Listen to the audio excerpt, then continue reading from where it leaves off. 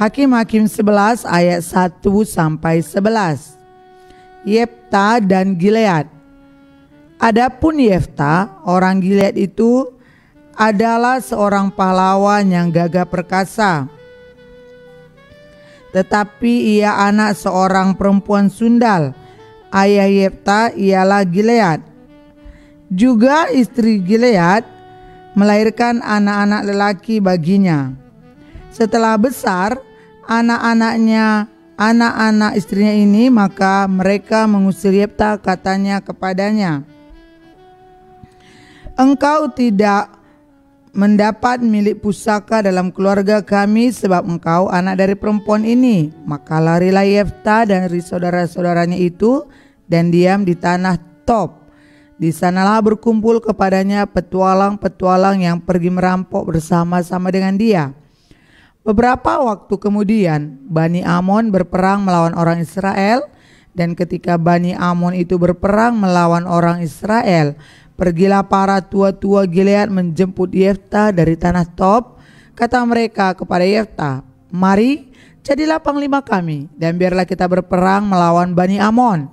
Tetapi kata Yefta kepada para tua-tua Gilead itu, "Bukankah kamu sendiri membenci aku dan mengusir aku dari keluargaku? Mengapa kamu datang sekarang kepadaku pada waktu kamu terdesak?" Kemudian berkatalah para tua-tua Gilead kepada Yefta, "Memang kami datang kembali sekarang kepadamu. Ikutilah kami dan berperanglah melawan Bani Amon, maka engkau akan menjadi kepala atas kami, atas seluruh penduduk Gilead."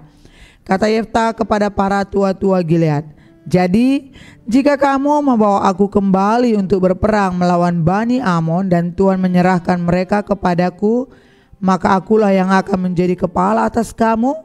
Lalu kata para tua-tua Gilead kepada Yefta, "Demi Tuhan yang mendengarkannya sebagai saksi antara kita, kami akan berbuat seperti katamu itu."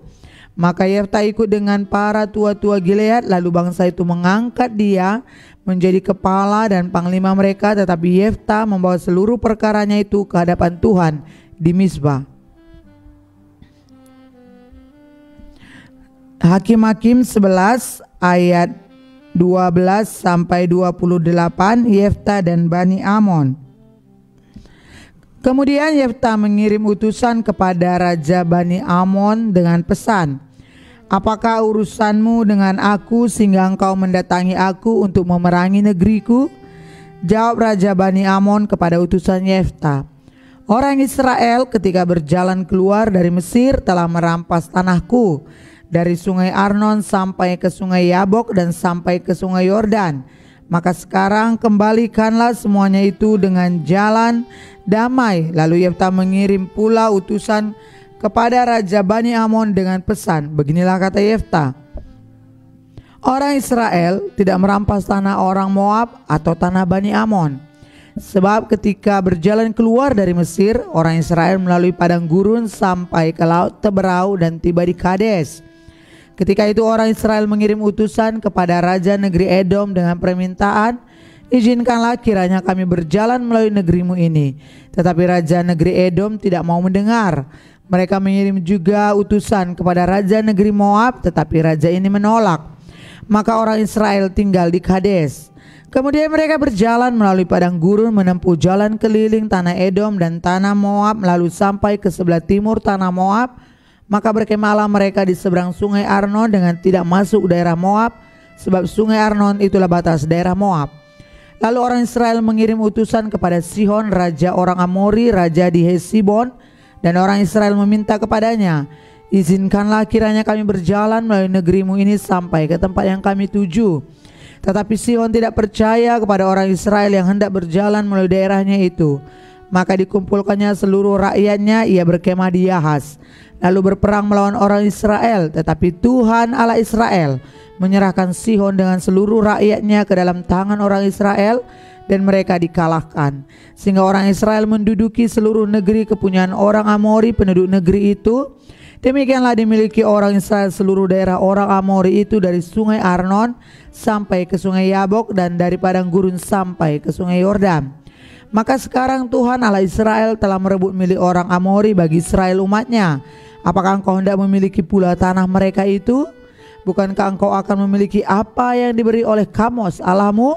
Demikianlah kami memiliki segala yang direbut bagi kami oleh Tuhan Allah kami. Lagi pula, apakah engkau lebih baik dari Balak bin Zipor raja Moab? Pernahkah ia menuntut hak kepada orang Israel, atau pernahkah ia berperang melawan mereka? Ketika orang Israel diam di Hesibon dengan segala anak kotanya, di Aroer dengan segala anak kotanya, dan di segala kota sepanjang kedua tepi sungai Arnon selama 300 tahun, mengapa pada waktu itu engkau tidak melepaskan kota-kota itu? Jadi aku tidak bersalah terhadap engkau, tetapi engkau berbuat jahat terhadap aku dengan berperang melawan aku. Tuhan hakim itu, dialah yang menjadi hakim pada hari ini antara orang Israel dan Bani Amon. Tetapi Raja Bani Amon tidak mendengarkan perkataan yang disampaikan kepadanya oleh utusan Yefta. Hakim-Hakim 11 ayat 29 sampai 40. Nazar Yefta. Lalu roh Tuhan menghinggapi Yefta, ia berjalan melalui daerah Gilead dan daerah Manasye, kemudian melalui Mispa di Gilead, dan dari Mispa di Gilead ia berjalan terus ke daerah Bani Amon. Lalu bernazarlah Yefta kepada Tuhan, katanya, jika engkau sungguh-sungguh menyerahkan Bani Amon itu ke dalam tanganku, maka apa yang keluar dari pintu rumahku untuk menemui aku pada waktu aku kembali dengan selamat dari Bani Amon itu akan menjadi kepunyaan Tuhan, dan aku akan mempersembahkannya sebagai korban bakaran. Kemudian Yefta berjalan terus untuk berperang melawan Bani Amon, dan Tuhan menyerahkan mereka ke dalam tangannya. Ia menimbulkan kekalahan yang amat besar di antara mereka, mulai dari Aroer sampai dekat Minit, 20 kota banyaknya, dan sampai ke Abel Keramin, sehingga Bani Amon itu ditundukkan di depan orang Israel. Ketika Yefta pulang ke Mispa ke rumahnya, tampaklah anaknya perempuan keluar menyongsong dia dengan memukul rebana serta menari-nari. Dialah anaknya yang tunggal, selain dari dia tidak ada anaknya laki-laki atau perempuan. Demi dilihatnya dia, dikoyakkannya bajunya sambil berkata, ah anakku, engkau membuat hatiku hancur lulu, dan kaulah yang mencelakakan aku. Aku telah membuka mulutku bernazar kepada Tuhan, dan tidak dapat aku mundur. Tetapi jawabnya kepadanya, Bapa, jika engkau telah membuka mulutmu bernazar kepada Tuhan, maka perbuatlah kepadaku sesuai dengan nazar yang kau ucapkan itu, karena Tuhan telah mengadakan bagimu pembalasan terhadap musuhmu, yakni Bani Amon itu. Lagi katanya kepada ayahnya, hanya izinkanlah aku melakukan hal ini. Berilah keluasan kepadaku 2 bulan lamanya, supaya aku pergi mengembara ke pegunungan dan menangisi kegadisanku bersama-sama dengan teman-temanku. Jawab Yefta, pergilah, dan ia membiarkan dia pergi 2 bulan lamanya. Maka pergilah gadis itu bersama-sama dengan teman-temannya menangisi kegadisannya di pegunungan. Setelah lewat kedua bulan itu, kembalilah ia kepada ayahnya, dan ayahnya melakukan kepadanya apa yang telah dinasarkannya itu. Jadi gadis itu tidak pernah kenal laki-laki, dan telah menjadi adat di Israel bahwa dari tahun ke tahun anak-anak perempuan orang Israel selama 4 hari setahun meratapi anak perempuan Yefta orang Gilead itu. Hakim-Hakim 12 ayat 1-7. Yefta dan Efraim. Dikerahkanlah orang Efraim, lalu mereka bergerak ke Zafon, dan mereka berkata kepada Yefta, mengapa engkau bergerak untuk memerangi Bani Amon, dan dengan tidak memanggil kami untuk maju bersama-sama dengan engkau? Sebab itu kami akan membakar rumahmu bersama-sama kamu. Tetapi jawab Yefta kepada mereka, aku dan rakyatku telah terlibat dalam peperangan yang hebat dengan Bani Amon. Lalu aku memanggil kamu, tetapi kamu tidak datang menyelamatkan aku dari tangan mereka. Ketika kulihat bahwa tidak ada yang datang menyelamatkan aku, maka aku mempertaruhkan nyawaku, dan aku pergi melawan Bani Amon itu, dan Tuhan menyerahkan mereka ke dalam tanganku. Mengapa pada hari ini kamu mendatangi aku untuk berperang melawan aku? Kemudian Yefta mengumpulkan semua orang Gilead. Lalu mereka berperang melawan suku Efraim, dan orang-orang Gilead mengalahkan suku Efraim itu, sebab orang-orang itu mengatakan, kamulah orang-orang yang telah lari dari suku Efraim. Kamu Gilead itu ada di tengah-tengah suku Efraim dan suku Manasye. Untuk menghadapi suku Efraim itu, maka orang Gilead menduduki tempat-tempat penyeberangan sungai Yordan. Apabila dari suku Efraim ada yang lari dan berkata, biarkanlah aku menyeberang. Maka orang Gilead berkata kepadanya, orang Efraimkah engkau? Dan jika ia menjawab, bukan, maka mereka berkata kepadanya, coba katakan dahulu Sibolet. Jika ia berkata Sibolet, jadi tidak dapat mengucapkannya dengan tepat, maka mereka menangkap dia dan menyembelihnya dekat tempat penyeberangan sungai Yordan itu. Pada waktu itu tewaslah dari suku Efraim 42.000 orang. Yefta memerintah sebagai hakim atas orang Israel 6 tahun lamanya. Kemudian matilah Yefta orang Gilead itu, lalu dikuburkan di sebuah kota di daerah Gilead. Hakim-Hakim 12 ayat 8-10. Efzan. Sesudah dia, maka Efzan dari Betlehem memerintah sebagai hakim atas orang Israel. Ia mempunyai 30 anak laki-laki, 30 anaknya perempuan dikawinkannya keluar kaumnya, dan 30 anak perempuannya diambilnya dari luar kaumnya untuk anak-anaknya lelaki itu. Ia memerintah atas orang Israel 7 tahun lamanya. Kemudian matilah Efzan lalu dikuburkan di Betlehem. Hakim-Hakim 12 ayat 11-12. Elon. Sesudah dia, maka Elon orang Zebulon memerintah sebagai hakim atas orang Israel. Ia memerintah orang Israel 10 tahun lamanya. Kemudian matilah Elon orang Zebulon itu lalu dikuburkan di Ayalon di tanah Zebulon. Hakim-Hakim 12 ayat 13-15. Abdon. Sesudah dia, maka Abdon bin Hillel orang Piraton memerintah sebagai hakim atas orang Israel yang mempunyai 40 anak laki-laki dan 30 cucu laki-laki yang mengendarai 70 ekor keledai jantan. Ia memerintah atas orang Israel 8 tahun lamanya. Kemudian matilah Abdon bin Hillel orang Piraton itu, lalu dikuburkan di Piraton di tanah Efraim di pegunungan orang Amalek. Hakim-Hakim 13 ayat 1-25. Lahirnya Simson. Orang Israel melakukan pula apa yang jahat di mata Tuhan. Sebab itu Tuhan menyerahkan mereka ke dalam tangan orang Filistin 40 tahun lamanya. Pada waktu itu ada seorang dari Zora dari keturunan orang Dan, namanya Manoah, istrinya mandul tidak beranak. Dan malaikat Tuhan menampakkan diri kepada perempuan itu dan berfirman kepadanya demikian, memang engkau mandul, tidak beranak, tetapi engkau akan mengandung dan melahirkan seorang anak laki-laki.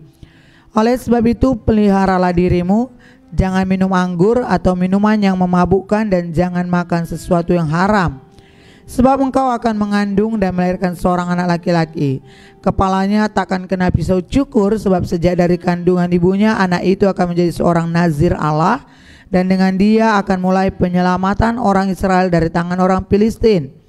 Kemudian perempuan itu datang kepada suaminya dan berkata, telah datang kepadaku seorang abdi Allah yang rupanya sebagai rupa malaikat Allah, amat menakutkan. Tidak kutanyakan dari mana datangnya, dan tidak juga diberitahukannya namanya kepadaku. Tetapi ia berkata kepadaku, engkau akan mengandung dan melahirkan seorang anak laki-laki. Oleh sebab itu janganlah kamu minum anggur atau minuman yang memabukkan. Janganlah kamu makan sesuatu yang haram. Sebab sejak dari kandungan ibunya sampai pada hari matinya, anak itu akan menjadi seorang nazir Allah. Lalu Manoah memohon kepada Tuhan, katanya, ya Tuhan, berilah kiranya abdi Allah yang kau utus itu datang pula kepada kami dan mengajar kami apa yang harus kami perbuat kepada anak yang akan lahir itu.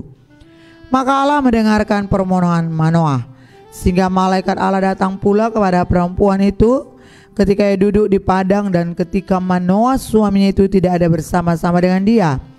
Kemudian perempuan itu segera berlari memberitahukan kepada suaminya, katanya kepadanya, orang yang datang kepadaku baru-baru ini menampakkan diri pula kepadaku. Lalu bangunlah Manoah dan mengikuti istrinya. Setelah sampai kepada orang itu, berkatalah ia kepadanya, engkaukah orang yang telah berbicara kepada perempuan ini? Jawabnya, benar. Lalu kata Manoah, dan apabila terjadi yang kau katakan itu, bagaimanakah nanti cara hidup anak itu dan tingkah lakunya? Jawab malaikat itu kepada Manoah, perempuan itu harus memelihara diri terhadap semua yang kukatakan kepadanya. Janganlah ia makan sesuatu yang berasal dari pohon anggur atau minuman yang memabukkan, tidak boleh diminumnya, dan sesuatu yang haram tidak boleh dimakannya. Ia harus berpegang pada segala yang kuperintahkan kepadanya. Kata Manoah kepada malaikat Tuhan itu, perkenankanlah kami menahan engkau di sini, supaya kami mengolah anak kambing bagimu. Tetapi jawab malaikat itu kepada Manoah, sekalipun engkau menahan aku di sini, hidanganmu itu tidak akan kumakan. Tetapi jika engkau hendak mengolahnya menjadi korban bakaran, persembahkanlah itu kepada Tuhan. Sebab Manoah tidak mengetahui bahwa dia itu malaikat Tuhan. Kemudian berkatalah Manoah kepada malaikat Tuhan itu, siapakah namamu? Sebab apabila terjadi yang kau katakan itu, maka kami hendak memuliakan engkau. Tetapi jawab malaikat Tuhan itu kepadanya, mengapa engkau juga menanyakan namaku? Bukankah nama itu ajaib? Sesudah itu Manoah mengambil seekor anak kambing dan korban sajian, lalu mempersembahkannya kepada Tuhan di atas batu. Lalu diperbuatnya keajaiban. Sementara Manoah dan istrinya memandanginya, sedang nyala api itu naik ke langit dari mezbah, maka naiklah malaikat Tuhan dalam nyala api mezbah itu. Ketika Manoah dan istrinya melihat hal ini, sujudlah mereka dengan mukanya sampai ke tanah. Sejak itu malaikat Tuhan tidak lagi menampakkan diri kepada Manoah dan istrinya, maka tahulah Manoah bahwa dia itu malaikat Tuhan. Berkatalah Manoah kepada istrinya, kita pasti mati sebab kita telah melihat Allah. Tetapi jawab istrinya kepadanya, seandainya Tuhan hendak membunuh kita, maka tidaklah ia menerima korban bakaran dan korban sajian dari tangan kita, dan tidaklah ia memperlihatkan semuanya itu kepada kita, dan tidaklah ia memperdengarkan hal-hal yang demikian kepada kita pada waktu sekarang ini. Lalu perempuan itu melahirkan seorang anak laki-laki dan memberi nama Simson kepadanya. Anak itu menjadi besar dan Tuhan memberkati dia. Mulailah hatinya digerakkan oleh roh Tuhan di Mahaned, dan yang terletak di antara Zora dan Esitaol. Hakim 14 ayat 1-20. Perkawinan Simson dan teka-tekinya. Simson pergi ke Timna, dan di situ ia melihat seorang gadis Filistin. Ia pulang dan memberitahukan kepada ayahnya dan ibunya, di Timna aku melihat seorang gadis Filistin. Tolong ambilkan dia menjadi istriku. Tetapi ayahnya dan ibunya berkata kepadanya, tidak adakah di antara anak-anak perempuan sanak saudaramu atau di antara seluruh bangsa kita seorang perempuan, sehingga engkau pergi mengambil istri dari orang Filistin, orang-orang yang tidak bersunat itu? Tetapi jawab Simson kepada ayahnya, ambillah dia bagiku sebab dia kusukai. Tetapi ayahnya dan ibunya tidak tahu bahwa hal itu daripada Tuhan asalnya. Sebab memang Simson harus mencari gara-gara terhadap orang Filistin, karena pada masa itu orang Filistin menguasai orang Israel. Lalu pergilah Simson beserta ayahnya dan ibunya ke Timna. Ketika mereka sampai ke kebun-kebun anggur di Timna, maka seekor singa muda mendatangi Simson dengan mengaum. Pada waktu itu berkuasalah roh Tuhan atas dia, sehingga singa itu dicabiknya seperti orang mencabik anak kambing tanpa apa-apa di tangannya. Tetapi tidak diceritakannya kepada ayahnya atau ibunya apa yang dilakukannya itu. Maka pergilah ia ke sana, lalu bercakap-cakap dengan perempuan itu sebab Simson suka kepadanya. Setelah beberapa waktu kembalilah ia ke sana untuk kawin dengan perempuan itu. Dan ketika ia menyimpang dari jalan untuk melihat bangkai singa itu, tampaklah ada kawanan lebah pada kerangka singa itu dan juga madu. Dikeruknya madu itu ke dalam tangannya, dan sambil memakannya ia berjalan terus. Kemudian pergilah ia kepada ayahnya dan ibunya dan memberikannya juga kepada mereka, lalu mereka memakannya. Tetapi tidak diceritakannya kepada mereka bahwa madu itu dikeruknya dari kerangka singa. Setelah ayahnya pergi kepada perempuan itu, Simson mengadakan perjamuan di sana, sebab demikianlah biasanya dilakukan orang-orang muda. Ketika mereka melihat dia, dipilihlah 30 orang kawanan untuk menemani dia. Kata Simson kepada mereka, aku mau mengatakan sesuatu teka-teki kepada kamu. Jika kamu dapat memberi jawabannya yang tepat kepadaku dalam 7 hari selama perjamuan ini berlangsung dan menebaknya, maka aku akan memberikan kepadamu 30 pakaian lenan dan 30 pakaian kebesaran. Tetapi jika kamu tidak dapat memberi jawabnya kepadaku, maka kamulah yang harus memberikan 30 pakaian dalam dan 30 pakaian kebesaran kepadaku.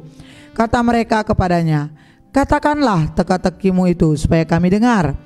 Lalu katanya kepada mereka, dari yang makan keluar makanan, dari yang kuat keluar manisan. Ada 3 hari lamanya mereka tidak dapat memberi jawab teka-teki itu. Pada hari ke-7 berkatalah mereka kepada istri Simson, "Bujuklah suamimu supaya diberitahukannya kepada kami jawab teka-teki itu. Kalau tidak, kami akan membakar engkau beserta seisi rumah ayahmu. Apakah engkau mengundang kami untuk membuat kami menjadi miskin? Tidak, bukan?" Lalu menangislah istri Simson itu sambil memeluk Simson. Katanya, "Engkau benci saja kepadaku dan tidak cinta kepadaku. Suatu teka-teki kau katakan kepada orang-orang sebangsaku, tetapi jawabnya tidak kau beritahukan kepadaku."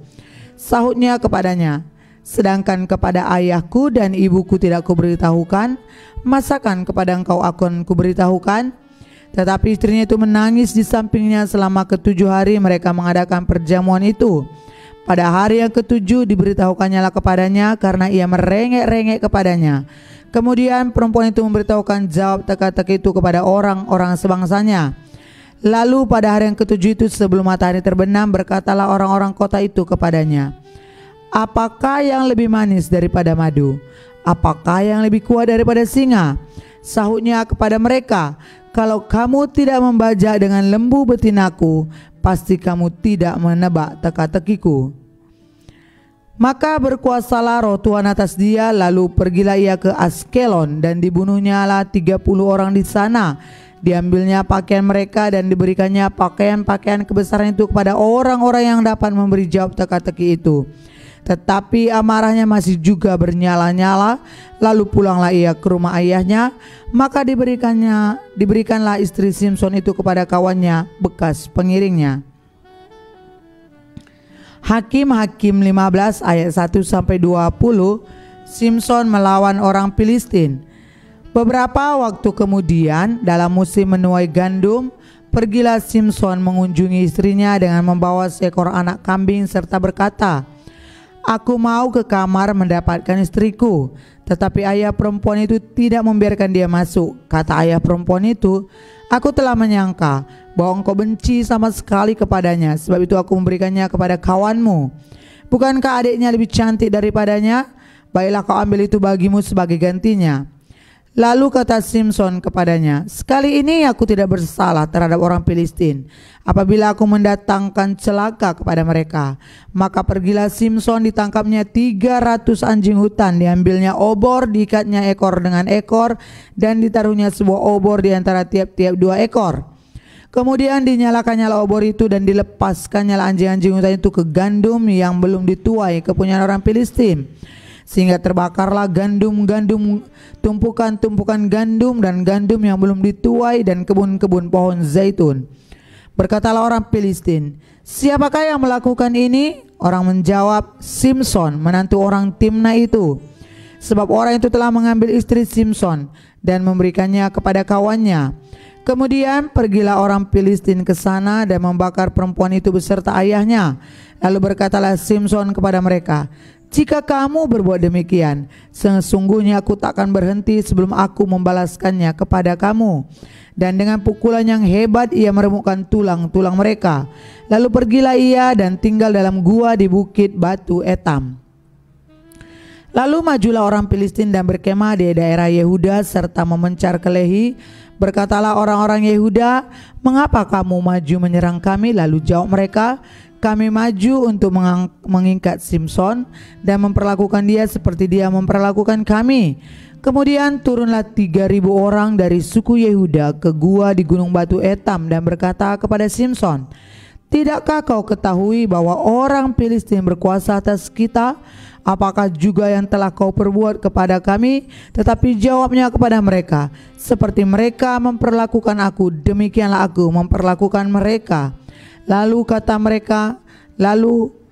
mereka kepadanya, "Kami datang ke sini untuk mengikat dan menyerahkan engkau ke dalam tangan orang Filistin." Tetapi jawab Simson kepada mereka, "Bersumpahlah kepadaku bahwa kamu sendiri tidak akan menyerang aku." Lalu kata mereka kepadanya, "Tidak, kami hanya mau mengikat engkau dan menyerahkan engkau ke dalam tangan mereka, tetapi membunuh engkau kami tidak mau." Maka mereka mengikat dia dengan 2 tali baru dan membawa dia dari bukit batu itu. Setelah ia sampai ke Lehi dan orang-orang Filistin mendatangi dia dengan bersorak-sorak, Maka berkuasalah roh Tuhan atas dia, dan tali-tali pada tangannya menjadi seperti batang rami yang telah habis dimakan api, dan segala pengikatnya hancur tanggal dari tangannya. Kemudian ia menemui sebuah tulang rahang keledai yang masih baru, diulurkannya tangannya, dipungutnya dan dipukulnya mati 1000 orang dengan tulang itu.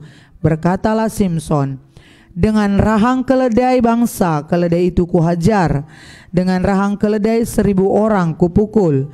Setelah berkata demikian, dilemparnya tulang rahang itu dari tangannya, kemudian dinamainyalah tempat itu Ramat Heli. Ketika ia sangat haus, berserulah ia kepada Tuhan, oleh tangan hambamu ini telah kau berikan kemenangan yang besar itu. Masakan sekarang aku akan mati kehausan dan jatuh ke dalam tangan orang-orang yang tidak bersunat itu?